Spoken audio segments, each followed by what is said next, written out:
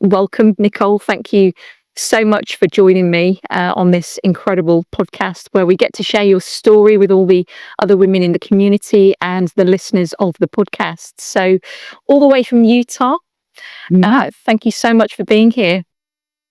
Thank you. Thank you for having me. You're welcome. So let's just get started. Now, I've worked with you very closely over the past number of weeks and months, and it's been an incredible experience on both sides. But I know many people who don't know you will be interested to hear about you, a bit more about you, your life, how you identify, what you do, any hobbies that you have, any interesting facts that you'd like us to know. Okay.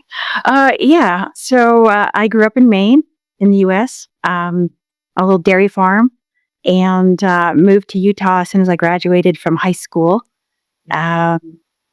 Realized I was gay at 19, but was still very much into the church that I had been brought up into, and the teaching that was a weakness.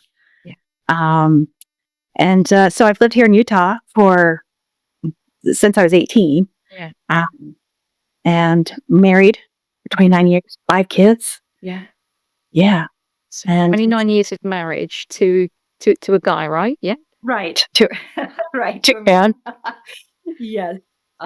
Yeah. Okay. So from Utah, 5 kids, a husband, and over the past number of months, you've been working with me to transition into a life which, by all accounts, is something that you've been craving for so many years. And we're just going to talk about your story, Nichole, because I know that there's a lot of women in our community who come out later in life, and the confusion and the worry and the difficulty in navigating that process for all involved is something that we're just going to touch on. And hopefully your story will inspire them to recognize that it is possible to live your life as the truest version of who you are. And yeah, I can't wait to help you share it.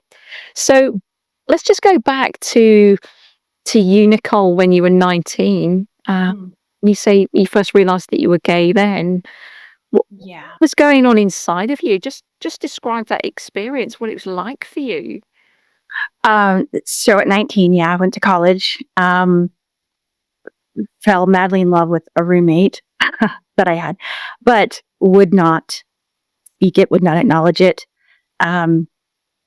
because I was still believing that it was a weakness, and so it was that mindset that I carried for many years, even into my marriage. Because at 22, that's when I met Dennis, my now ex-husband, and he was fun, he was nice. And I thought, okay, I can marry him, overcome this while I work to overcome this. And that I thought that I really would overcome it. Yeah, that was my mindset at that time.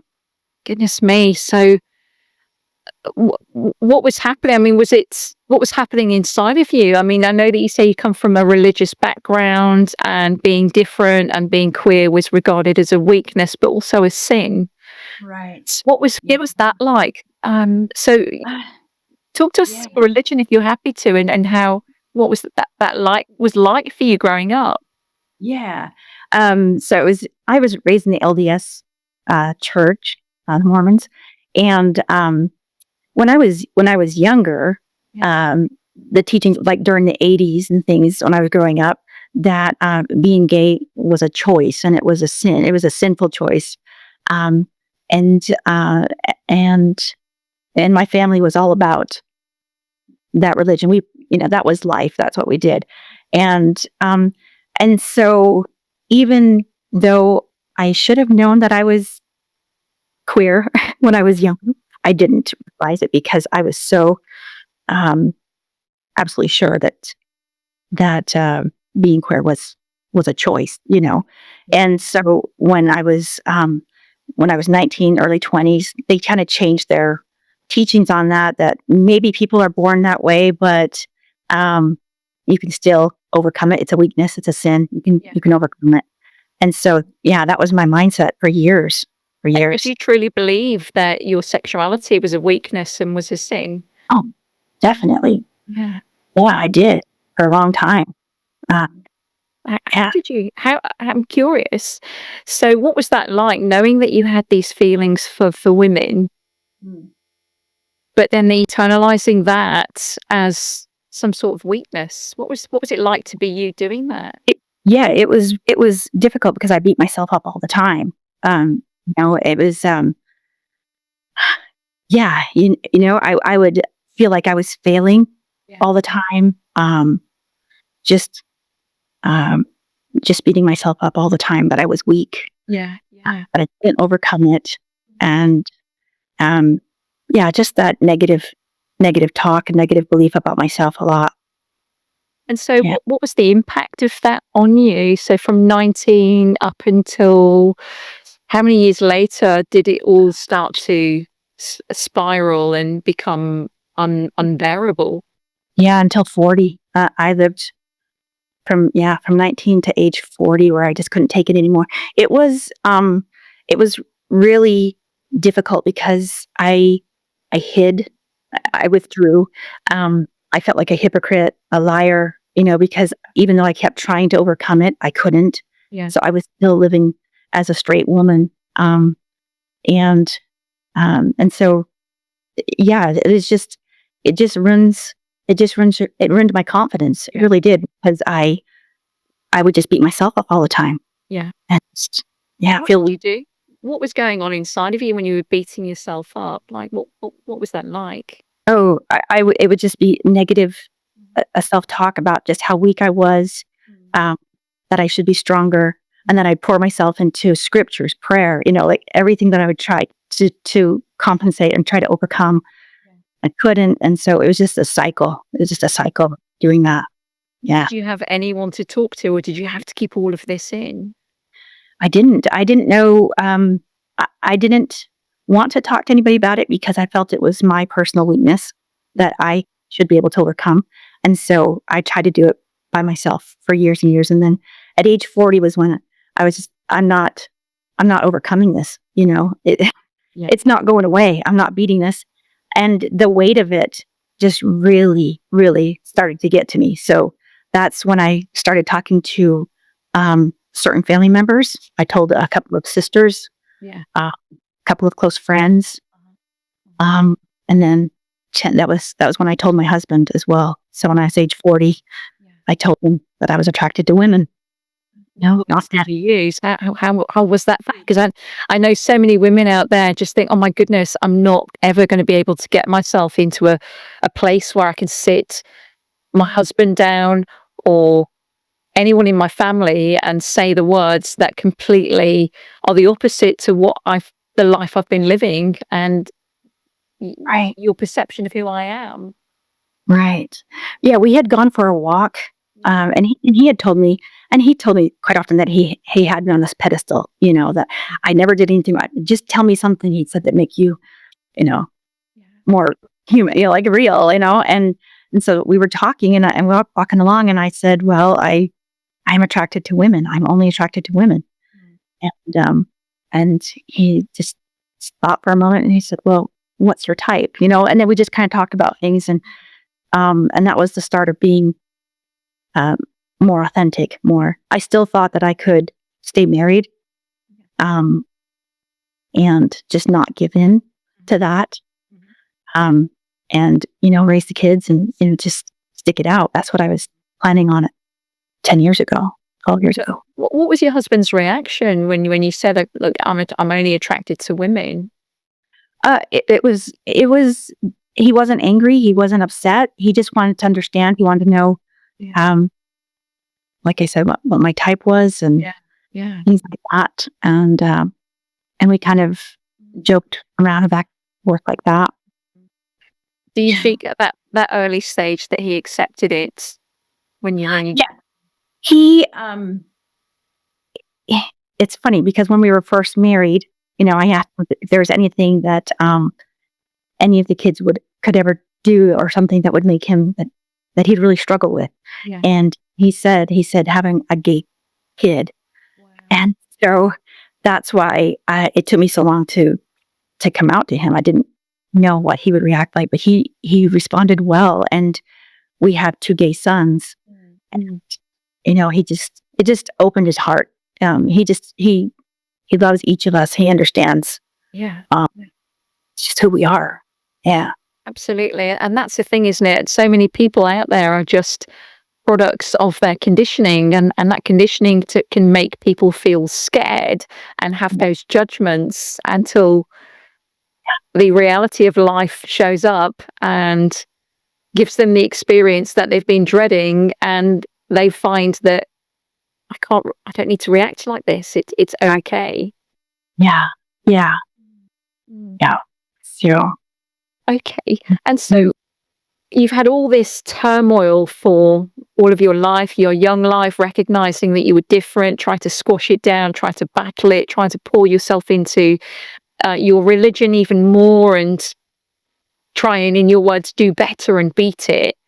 But this had a significant impact on your emotional and your mental health, didn't it? Are you happy to talk to us about what you were going through, Nichole? What it was that was really the pinnacle for you to think, I can't do this anymore. I have to do something about how I'm operating and what I'm doing internally and how I'm feeling. right.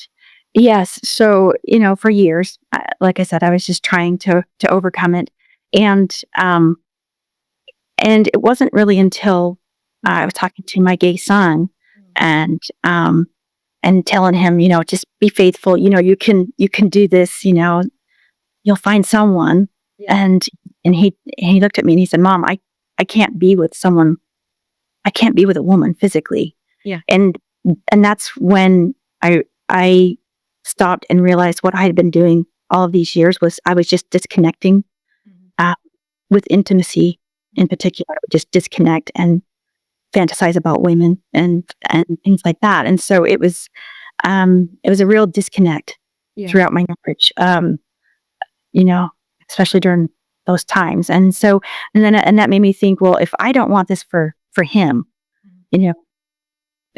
why would God want it for me? And that really kind of set me free from that thinking that I have to be faithful, and that I put the religion aside and said, no more. I'm not doing that anymore. Yeah. And so just talk to us, because we worked together for about 3 months in total. Yeah. And what was going on inside of you before you decided to reach out to me and to Braver Women? Yeah, I knew I wanted to get divorced. I knew it was just eating me up. I wanted to live true to myself and get right with myself. And but I wasn't quite sure what I needed to do. I knew I needed help. I'd never had therapy before or anything like that. Yeah. But I was just on Instagram and you popped up in Braver Women. And then I went to Facebook and started watching some of the videos. And I was like, oh, this is what I need. She could help me. And so then I reached out to you and explained what was going on. And so we started working together. And that's the month I told him that I wanted a divorce. Yeah. Not if we get divorced, but I want a divorce. Yeah. Became very clear about that. Yeah. And so if you think back, what was it about Braver Women that really talked to you and made you feel that this could be something that would be life-changing for you?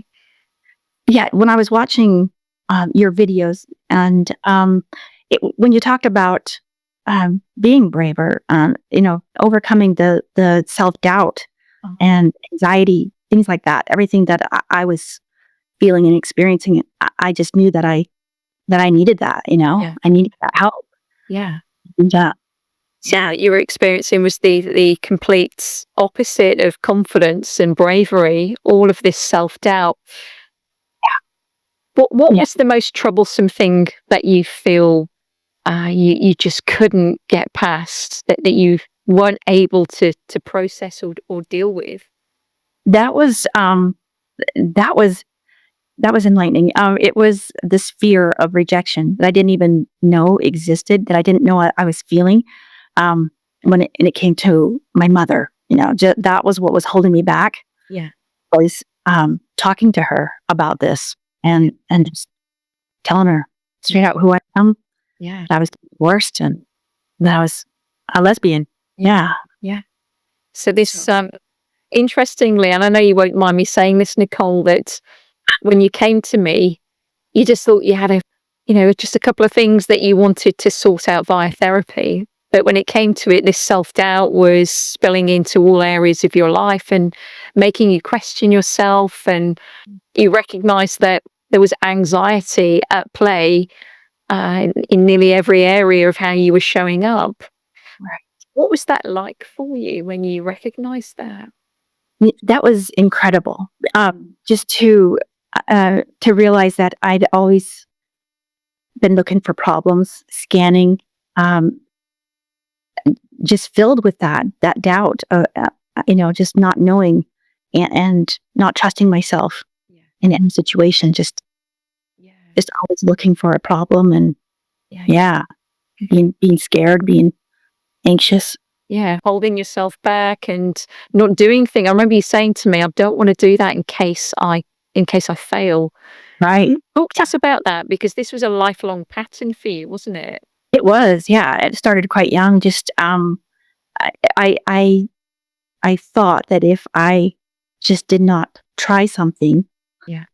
then I was still succeeding. But if I tried something and failed, then I was a failure. It tied into sports. It tied into every aspect of my life. Yeah, schooling, everything. Mm. And how do you feel that this was affecting your being authentic and becoming divorced and being able to be yourself and live your life on your own terms? Right. When you're filled with fear, yeah. When I was filled with fear, I just couldn't. I just couldn't see how I could do that. How I could get divorced. How I could be on my own and live as a gay woman. That fear just kept me back. Just Yeah. held me in. What were you scared of? What was it that you were scared of the most? Oh, I was scared of rejection from certain family members, and scared of failure. Yeah, those were the things I was scared of. Yeah. So if you think about that fear of rejection from family members, and what was it that you were imagining would happen if you were to be rejected? I couldn't see my life without those family members. Yeah. It wasn't until I watched your video about heartbreak where it actually clicked that that's what was holding me back, was just this fear of rejection, and I would still survive even if they did reject me. My life would go on. I would be okay. Yeah. So once that clicked, then I was like, I'm gonna go right now and talk to her, and that just changed everything. Yeah. Absolutely. Yeah. And so I know that you won't mind me saying that when you first came to work with me, we obviously have a real breakthrough session, find out what's been going on, and then I start to assess your patterns, the patterns that you were doing that were accentuating fear-based behavior. When you had that level of awareness and then were given a toolkit to work with, Nichole,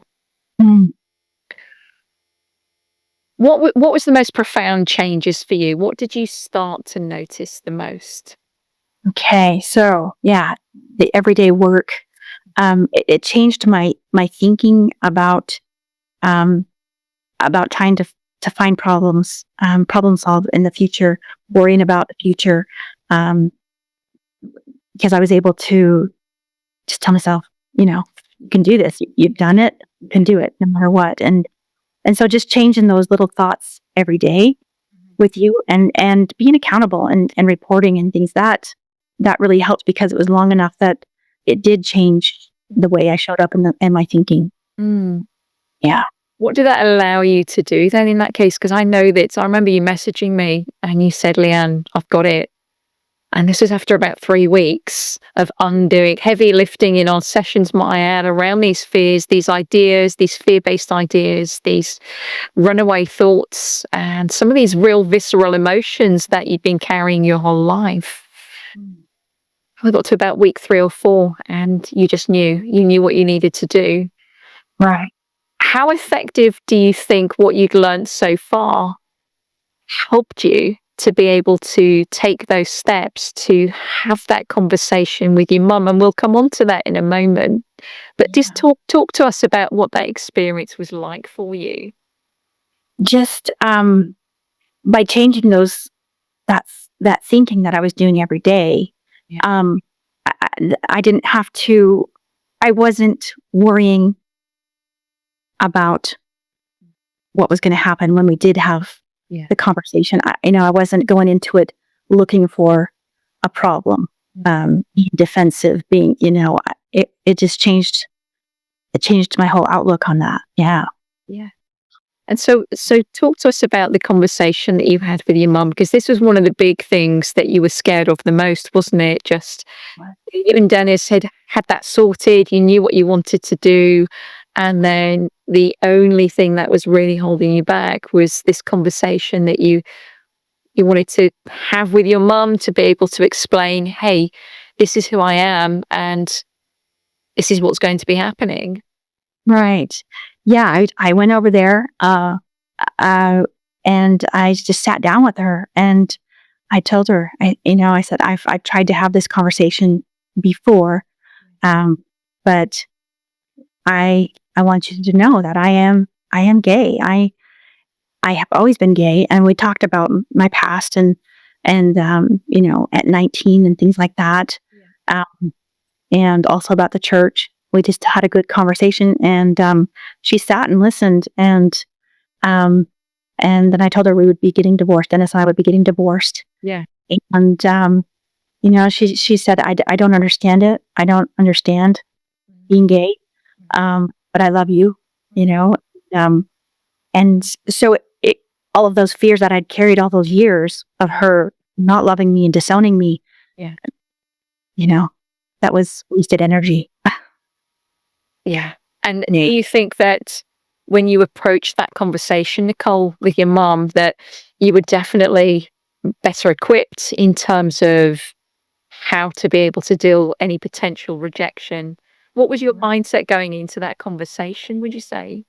Yeah. So my mindset was that I just I have to get right with myself, even if she does reject me. It was prepared. I was prepared to, if she rejected me, I would be okay. I would deal with it. I would deal with it. And that I'd be okay because I was right with myself finally after all these years. Yeah. Absolutely incredible. How long did you held off having that conversation? Oh, gosh, I had tried to approach it a couple of times and her reactions weren't well, so I just would pull back and not go any further, not talk about it. Yeah. And so it had been years. Yeah. Been years. Yeah. But for you to finally think, well, it's okay. I'm really so certain and so comfortable with myself that it doesn't matter what happens. I know, yeah, I'm going to be able to get through this and to come out the other side, irrespective of whether I've got her support or not. Right. Obviously, that would be the worst case scenario. But as it happened, Yeah. the way that you handled it and you approached it, how would you say that you handle it differently? Because I think you're playing this down a little bit. You absolutely had some incredible moments and realizations during that conversation. And what do you remember and recognize now looking back? Um, it was emotional, but I wasn't reactionary. Yeah. Before I would have been reactionary, even to some of the things she said. It was difficult for her. She doesn't understand it. And she, had said some things that, I don't know where you're going to end up. What if you're wrong about this when you die? What if you're wrong about this? And Yeah. and she said some things. Well, maybe that's why you were given two gay sons so you guys could be together. Just some things like that I would have probably before just reacted to. But I didn't. I was able to just stay calm and and realize those are her beliefs, those are her opinions. Yeah. But they're not mine. Yeah. Yes. Absolutely. That gift that you don't need, you can have it back. Thank you very much. Right. Exactly. People in And that's what helped me. Yeah. I mean, just that you taught me was that about other people's opinions, not carrying them. You don't have to accept them. You don't have to carry them with you. That was huge before I went into the conversation. And again, the what ifs, I just deal with. Yeah, absolutely. And so you mentioned earlier that at one stage during your journey to authenticity that you'd considered with your husband just staying put and you living life as a gay woman and him living his life as your ex-husband, but under the same roof for the sake of finances and for the kids and all of that. Right. And that was going to be the way forward for you, wasn't it? Until things started to change and alter. Yeah. What advice would you give to anybody? Because I know there's a lot of women out there who take this strategy rather, and I'm not saying there's anything wrong with it. I understand and appreciate that everybody has to do what's right for them. But what was it that changed your attitude towards this particular approach of staying together? Yeah, it didn't sit well with me to keep living with him as friends, not being intimate, not having intimacy, but just being friends and going through the motions. And I didn't want that. I want intimacy and connection with the person I want to be with, the woman I want to be with. Yeah, that's huge for me. And so, suggestions from other people and him even of staying together and then going in and having an affair with or just being with women. I didn't want that. I want to be with someone completely. So I need to divorce. We need to get divorced. Yeah. How accepting was Dennis of that prospect? Because I know it's not been easy. We're talking about it like it's all just happened, but yeah, he had a really, really difficult time. He was super emotional. He wanted to still date, to hang out, to just keep going the way we had been going for years. Said he would never date. He would never get over me. He would, it was a lot of emotions, and sometimes anger and things like that would pop up. But yeah, the whole grieving process, I've really seen that with him. Yeah. And this is the thing, I see a lot of women, and a lot of women come to me with this idea and this concept that we can do this as friends, we can just get by and we can do this and we can come out the other side as friends, until I helped you and coached you through this idea. So looking back, what really helped you to just bring this reality into the relationship to allow that disconnection, but in a way that allowed you both to accept what needed to happen?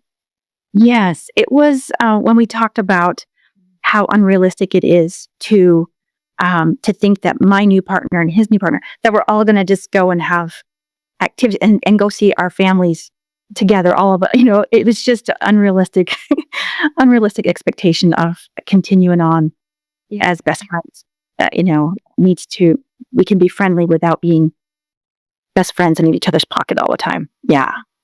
What advice would you give to any of the women in your shoes, Nichole, finding themselves in this position that you've been in? Definitely use concrete language, and how I almost had to. I wasn't mean, but almost businesslike, and showing him that no, we're not going to be dating. We're not going to be. This is, we're separating, we're divorcing, and being strong in that. Yeah. And that's the thing. I think the prospect of disappointing and upsetting people is something that a lot of women in this position try to avoid. And what I want to say now, and it was something that we had to really work hard on together, wasn't it? That people are going to be disappointed. That's exactly how it's going to be. There's going to be sadness. There's going to be disappointment. There's going to be uncomfortable feelings. But that is not a reason to remain in a relationship that isn't right and isn't working anymore. Yeah, he's out. You not taking on the role to be responsible and take on that role to nurture people through pain and discomfort. Right. Well, how difficult was it for you to not move into that role, Nichole? How did you Yeah. do that? Um, yeah, it was, at first, it was really difficult. It was because I did find myself getting pulled back in and going out and doing things. Um, but after after talking with you about that, just how difficult it just prolongs it and it makes it harder for him as well to move on, and he gets stuck, and that's not fair either. And so that really helped me just to be more concise and businesslike, Yeah. and that did help him. That did help. He he moved on faster than he would have if I had just nurtured that part. Yeah, What about the kids? Because you got 5 kids, right? 5 kids. Yeah. And so how did you both navigate that journey with the kids to be able to help them feel more secure with what was going on? Yeah. The older kids, we just talked to them about what was, I mean, my older kids, they all knew that I was How old gay. are they, Nichole? My oldest is 28, Yeah. and then I have a 23-year-old, 22-year-old, Yeah. and a 16-year-old, and then my 12-year-old. Yeah. Yeah. And so the older ones, they all knew. And, even my 16-year-old, and they were all supportive. Um, you know, they knew and supported us. And then my little 12-year-old, and I talked to him about me being gay and that we were going to get divorced and things like that. He had a really hard time at first, Yeah. and it took him. It always takes him a few days to process Yeah. any change or anything new. And so his reaction at first was, "I wish you weren't gay, Yeah. and I wish you weren't getting divorced." Yeah. Yeah. And so I just let him talk about his feelings to me, and we would just explain things. And I kind of gave him the analogy of the eye color again. I'm like, it's not like me telling you to go change your eyes to green and don't come back until you do. And he's like, "I can't do that." And I was like, "That's how it is with being gay. I can't change that I'm a lesbian. And I like myself as a lesbian." Yeah. Yeah. And then the next day he's like, "Mom, I like you. I like you the way you are." So learning to impart that level of safety and certainty to let your kids know that whatever happens, you're both still their parents, you still love them, and just finding really creative ways to explain that it isn't a choice, it's not something that you have a decision on, has helped accelerate his understanding of what's going to happen. Yeah. Yeah, really has. Really has. And I know before we started this chat that you told me something really lovely. And would you be happy to share that? Yes, yeah. Just a couple of days ago, he came to me. One of his older brothers had given him his cute little rainbow pillow, and he came to me and gave it to me and said, "Mom, I love you just the way you are." And so I have that on my bed. But yeah, just he loves me, he accepts me, and he tells me that quite often now. Yeah. Finds ways. That's I'm okay. incredible. Just the way I am. Yeah. So your kids have that personal safety inside of them and that sense of security that mum and dad aren't going anywhere. They're just going to be living different lives. They're our parents. Yes. Yeah. Yeah. Huge. Yeah. And so the logistics of the family home, because I know that you were very worried about having to find somewhere, having to sort out finances and all of that. If you're happy to talk about it. Yeah, I was. I How was did you really get around that, Nichole? Uh, at first we were going to do nesting and build an apartment.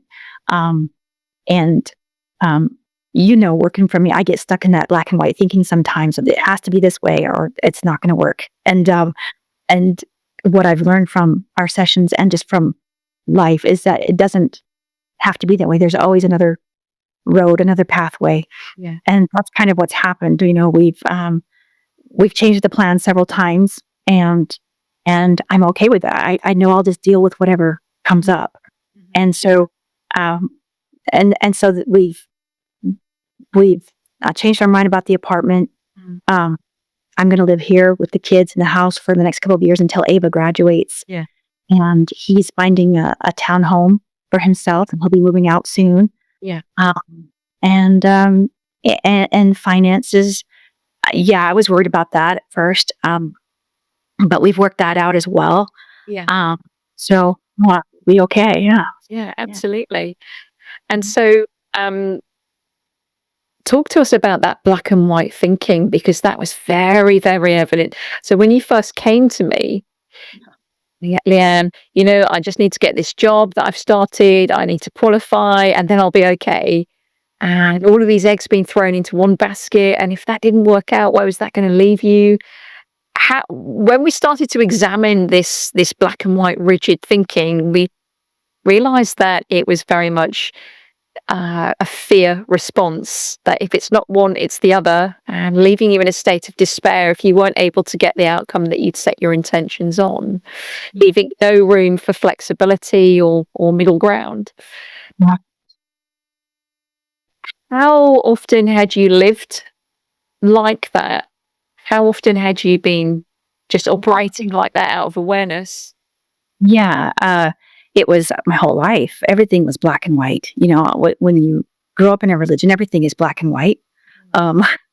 Like that, you either do it or you don't, or, you right or wrong, everything is kind of black and white like that. And so, when it came to this divorce, I had it in my head. I had a plan. Yeah. I needed to get an education, training done, and then I could be self-sufficient. And I couldn't get a divorce until I was self-sufficient. And then I got into the training, didn't like the program. So changed gears on that. Yeah. But still went ahead with the divorce. And realized I'm going to be fine. I don't have to do it that one way. There's lots of different ones. So there's a lot more space for creativity and a lot more room for choice and freedom. What's that like? What's that like for you now? It's I can breathe. I'm not so full of fear, anxiety, thinking that I have to succeed in this one thing. Just opening my mind to realizing that there are just lots of different options. And if something doesn't work out, something else will present itself, and I'll be okay. It's just not worrying and not getting stuck in that mindset that of worry and fear of future. Yeah. So what did you find, Nichole, was, if you had to sum up your experience of the sessions that we had, the program that you came on board and did with me, what were the most powerful things that you experienced? What was it like? How would you describe it for any woman out there curious about coming on board? It was incredible, man. Just the change that happens so fast from doing what you recommended I do every day. It was incredible how quick my thinking changed, and just being more confident and more sure of myself, how that changed my actions and my life. Incredible. Yeah. What was the most powerful part of it for you? What did you find the most helpful and the most powerful? The two things that you told me, and then I told myself every day, basically, just the what ifs. I'll just deal with it, and telling my mind that over and over and over again, so that I didn't worry about the future. My mind stopped coming up with scenarios and problems for the future. And also, people's opinions are just that's their opinion, and I don't have to take it. I don't have to carry that with me. Those two things helped me the most and it still helps me. I still think of those things almost daily. Yeah. And obviously we've explored a lot during hypnosis and other forms of therapy during our time together, as well as the daily accountability and just keeping you on track with your progress each day. What was that like for you? I had never had therapy or hypnotherapy or anything like that. That was incredible to experience that, and how that just helped. Because when I came to you, I wasn't even sure what emotions I was feeling. I was on autopilot. I couldn't describe to you what I was feeling. I didn't know where my body, like, I didn't pay attention to any of that until I came to you, you know? What was going on for you? So I know that was very much this level of awareness, this heightened self-awareness that you had about who you are, how you operate, how you think, how you show up based on some of these fears that had not been addressed, and even just expressing the emotions, all of that work and that mental energy to protect difficult emotions resulted in you living a half life Yeah. and just enough to get by. Checked out. What was that like for you then? Yeah.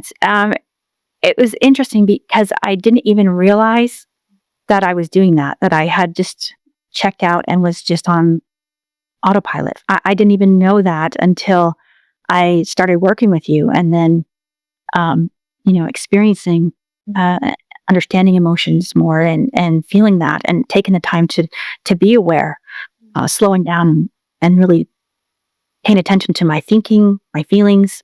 Yeah. So it was interesting to experience that, to know that I had not been Yeah. really with it. So some people are raised in environments where feelings aren't talked about, they're not even acknowledged, and it really does just result in just operating, having a conveyor belt life, doing all the things that are expected of you with no room for anything different or outside of the norms. And that can just lead to just that feeling of unfulfillment and invisibility and unworthiness and fear. Yeah, yeah, definitely. Yeah. And so, having moved through this transition with over the past number of months, what do you know? What's your attitude towards emotions and feelings now, and your own awareness of who you are and how you are? Yeah, I I'm not afraid to cry. Before I was afraid to cry, I would hold that in, as much as I could.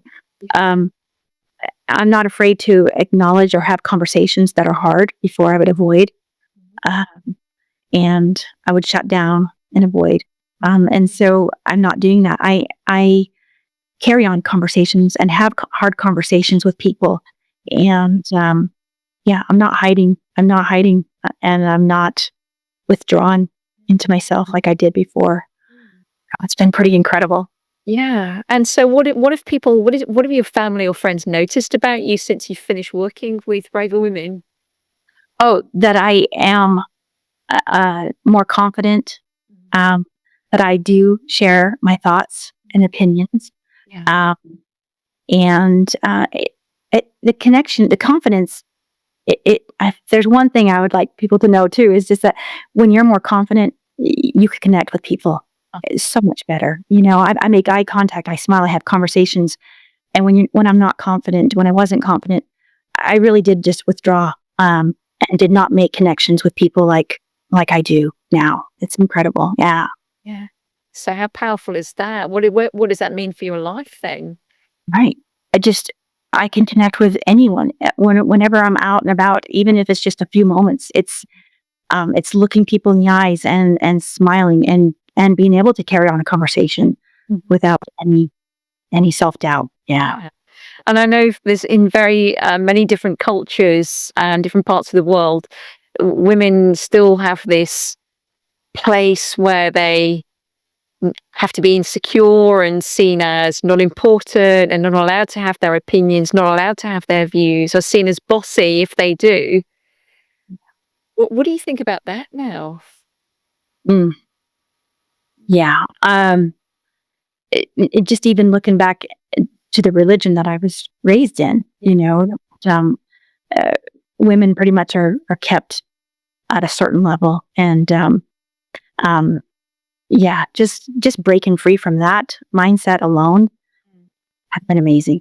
Yeah, women we deserve to have our voices heard. We deserve to live Yeah. who we are. Yeah. Absolutely. And I was going to say to you, Nichole, having come out the other side of therapy and been through this transition where before you were very shy, you would conform would people please, would do all the things that you thought were expected of you, to now breaking the norm and doing something that's best for you and your family and living your life how you want, not how you've been expected. If you think about that, what is that like for you to be able to experience that freedom? And what do you recognize as you look back to how you were before? It's night and day. Just this freedom that I do feel, and just this knowledge that I can be myself, and just being right with myself for the first time in my life. I feel that I am who I've always been, and I'm not hiding. And that's just I can't tell you the relief that brings to me, and just the happiness and joy that brings, that I'm myself for the first time. Yeah. In my life. I just can't tell you that. It's just incredible. I know you've just been just amazing to work with. And if you think about how many women, it only takes one pebble to create a massive ripple in a lake. And I wonder how many women that you would be able to inspire with this attitude just by listening to this podcast and just being aware of how you've done it, and just having that hope and that inspiration that there's someone out there who's done what I really want to do. I wonder, what's your thoughts about women living authentically? How important do you think it is for gay women to live authentically? I think that is the number one most important thing that we can do. It really is. I've heard over and over again that people on their deathbed, that's the number one regret they have, is not being authentic, not living an authentic life. And I did not want that. I didn't want to get there and say, oh, why didn't I act? I didn't even want to wait another 10 years or 5 years, and it just eats you up. There's something that if you're not living authentically, it just weighs on you. It's such a weight. So to get rid of Yeah, so many people, I mean, authentic seems to be this buzzword that's just branded around, and I think it loses its meaning a lot, which is why sometimes I like to say, well, let's have a look at what that word means to you and really break it down, because rather than just using a term to describe one concept, if you think about the word authentic, being authentic as a gay woman, and you consider that now, knowing the journey that you've been on to where you are now, how would you put into words that? What does it mean to you, being authentic as a gay woman now? Just showing up, even in daily conversations, but social media, everything, just being myself, being a gay woman, and not trying to hide it, not trying to not show it. It's I just can't describe really how freeing it is to be who I am, and to talk about it and not hide it. I just can't describe it enough. Yeah. How do you show up with your queerness? How do you let people know that you're gay? How do you celebrate that each day? Well, with my family, I'm with my family most of the time, and so they know. We talk about it all the time. We talk about me having a relationship with a woman, and social media. I came out after I had the conversation with my mom that was holding me back. Then I was just like, I want everybody to know, that this is who I am. Yeah. I've always been, and I explained that I'd always been gay. Yeah. And kind of explained the whole thing. And so even just that, just showing up and talking about it. And if anybody has questions, I've talked to a lot of people who do have questions, a lot of straight people and family members who did have questions and do have questions. So yeah, just if you think about the impact that you've made within your own community, with your own circle of friends, within your own family, and if you think about undoing generational ideas about how life needs to be, and you really have just come out as a trailblazer. And I was very fortunate enough to be able to see some of those comments when you did that, and it was just incredible to see you blooming as a flower that had been hidden. It's almost like you were placed in the sunlight and suddenly your leaves and everything started to shine and show. What kind of response did you get from doing that? People respond very positively on the whole. If for people to come out and be themselves and to live authentic, they respond to that. It's been positive. Yeah. I haven't had even, I don't think I've had one person say anything hateful. They may not understand it, but they haven't been hateful. It's been a very positive experience, really. Yeah. Yeah.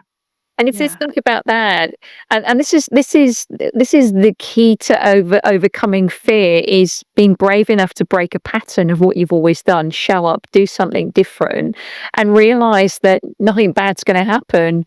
And then it allows you to feel more confident in doing more of that, taking those risks that ordinarily in the past, there's no way you would ever have come out so publicly and so openly like that. Oh no. Yeah. There's no way. Yeah. Yeah. And so if you think about that and what you do differently now, what do you do differently to keep yourself in a mentally well place, to be able to acknowledge your emotions and allow yourself to feel emotionally well? Habits and patterns do you have now following on from our work together? Yes. I do take time for myself. Yeah. I still have in my mind every day, what if I will deal with it. The people presenting their opinions, again, those are the things that I carry with me every day. Taking time to myself, listening to music, paying attention to what I'm thinking, feeling, doing activities that calm me, and enjoying nature, just things that I need to do for myself to be healthy. Yeah. Yeah, absolutely. And what about just being yourself? Because I know part of being, within the queer community, just presentation is huge. To be able to feel authentic and well with not hiding. I know there's a lot of women out there who are frightened to get their hair cut short, who are frightened to dress in a boyish way, and feel like they've got to conform. And have you noticed that you have changed any of that? I've kicked all of my dresses to the curb. I've never liked dresses. I hated them as a girl. Yeah. And so that is the one thing that I've gotten rid of, and I don't ever plan on putting on another dress. So everything else is the same. I keep my hair short. I have cords or jeans, t-shirts, that type of thing. I've always done that, and that's me. Yeah. So I've never worn a dress. Can you imagine me in a dress? No, I can't. I ask everyone that question, and they always say, "No, there's no way I can imagine you in a dress, Leanne." I mean, I have worn a dress once, but oh my goodness me, it's definitely not something that it would feel very alien on me. That's for sure. Right. Yeah. Yeah. Goodness me. And so, let me ask you, Nichole, what's the proudest moment of your life? Oh, wow. The proudest moment.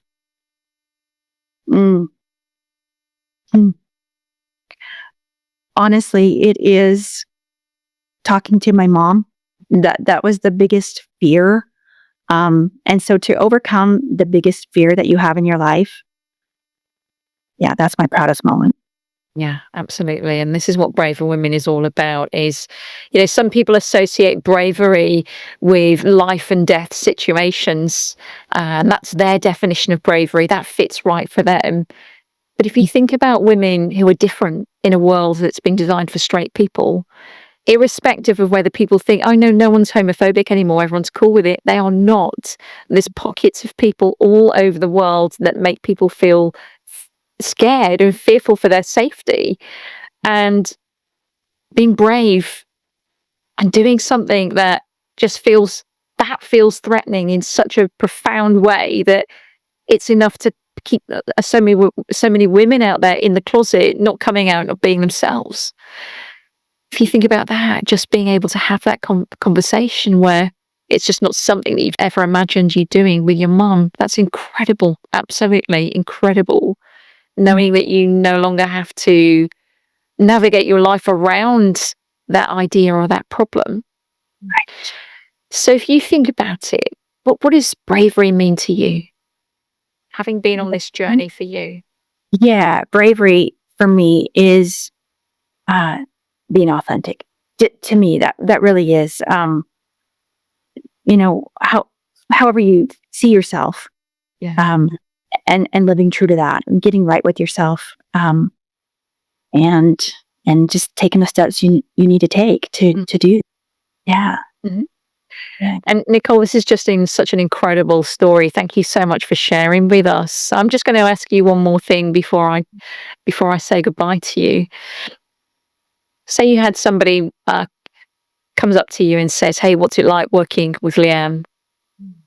Why should I get on board with Braver Women?" What would you say to them? I would say that it has been the most incredible experience of my life. It has been the most life-changing experience of my life, because you gave me the tools. You gave me the tools to make the changes in my thinking, which changed my actions, my life. I would say, don't hesitate. Honestly, it's incredible how fast those changes happen with you. Yes, just do it. Yeah, and Braver Women community. What a great idea. What a great community. Around the world, that we can come together and share our experiences and be braver together. Yeah. It's wonderful. It's so good. It's so good to hear you say that. Yes, that's right. And if for anyone listening to this, if you're not a part of the Braver Women community, I will put the link to join our private free Facebook community in the show notes. But I think it's so incredibly important to have that connection and to have that peer support and to have that guidance and that leadership and that beacon of hope and just that family, because that's the thing about the queer community. We may be living in all four corners of the globe, but we're certainly family. Doesn't matter where we go. We always look for the rainbow flag and look for the nearest gay bar. And it's almost like we're instant friends, aren't we? Because we're bound by our difference. That is our strength. It is. And I've made some incredible friends on Braver community from all over. It's been, the connection there is real. And it's not, it's not a dating site. It's people connecting in a real way and becoming friends. It's a beautiful community. I can't thank you enough, Leanne, really. You are more than welcome. You've been an absolute pleasure to work with, Nichole. It's been amazing watching you from the sidelines during the therapy and coaching, watching you grow, watching you develop, watching you approach your life bravely and just change those norms, change the dynamic of your family and give them hope that they don't have to stay rigidly attached to this idea. They can be themselves and show up and use the opportunity they have of life to just do what they want to do, to live with more passion, purpose and pride, the very ethos behind Braver Women. So I'm really hoping that you stick around. Thank you so much for your very kind words and for agreeing to just share a bit of your story to inspire other women. Stories, when they're told in safe places, just are so healing and so validating for anyone who needs that help. So thank you so much. And I'm hoping that you remain as a braver body, as gentle within the community, having been on the journey, being able to inspire other women, other female members. So any words of wisdom? Now, I always like to ask this question, I said it, the last question was the last question, but this is definitely the last question. What words of wisdom would you give from your life experiences so far to any woman out there who is it stuck in a rut with their life? Yeah, that's how I was. Don't be scared. Don't be scared to reach out. If you need help, reach out. It's there, and you can learn to change your thinking and your actions in your life. It's right there. Do it. Excellent. Nichole, Yeah. thank you so much for your time and for your support, for ongoing support of me and what I do. It's just been an incredible experience. And Nichole, you are a braver woman. You really are. Thank you, Leah. Thank you. You're Well, welcome. I'm staying in the community for sure. Oh, I look forward to seeing your progress. Take Thank you. care. Take care. All right. Bye.